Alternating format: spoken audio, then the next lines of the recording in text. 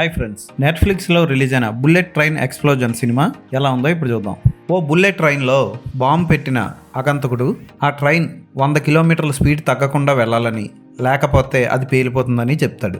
ఆ ట్రైన్కి గార్డ్ అయిన టకాచి ఏం చేశాడు, అసలు ఆ ట్రైన్లో బాంబు పెట్టింది ఎవరు, చివరికి వాళ్ళని ఎలా కాపాడారు, 300 కిలోమీటర్ల స్పీడ్ వెళ్ళే ట్రైన్ని ఎలా సేవ్ చేశారు అన్నది సినిమా చూసి తెలుసుకోవాలి. పాత సినిమా స్పీడ్ సినిమాని గుర్తుకు తెస్తుంది ఈ సినిమా. విచిత్రం ఏంటంటే ఆ సినిమాలో ప్రజల్ని ఎలా కాపాడతారో ఈ సినిమాలో కూడా ప్రజలను అలాగే కాపాడడానికి ట్రై చేయడం విశేషం. ఆ సినిమాలో 2 బస్సుల మధ్య ఒక నిచ్చెన లాంటిది వేసి దాని మీద ప్రజల్ని నడిపించి కాపాడతారు. ఇందులో కూడా సేమ్ ఇంచుమించు అలాంటిదే చేశారు. సినిమా అరగంట తర్వాత రొటీన్గా అనిపించి బోర్ కొట్టిస్తూ ఉంటుంది. అందులోనూ విలన్ ఎవరో, బాంబు పెట్టింది ఎవరో తెలిసిన తర్వాత మరీ జోక్గా అనిపిస్తుంది, చిరాక్గా అనిపిస్తుంది. ఇంత సిల్లీ రీజన్కి బాంబు పెడతారా అనిపిస్తుంది. ఫోటోగ్రఫీ బాగున్నా, విజువల్ ఎఫెక్ట్స్ బాగున్నా,